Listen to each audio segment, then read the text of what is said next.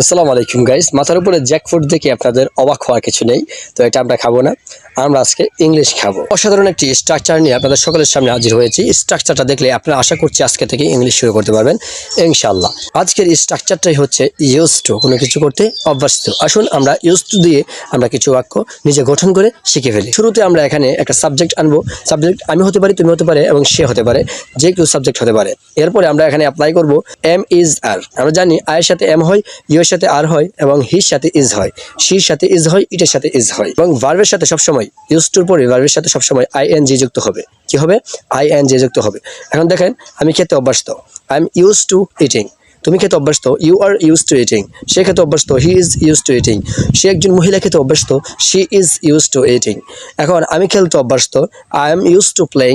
তুমি খেলতে অভ্যস্ত, you are use to playing. সে খেলতে অভ্যস্ত, he is use to playing. So guys, আশা করছি এটা আপনারা বুঝতে পেরেছেন এবং সে উঠতে অভ্যস্ত এর ইংলিশ কি হবে আপনারা কমেন্টে বলে যাবেন।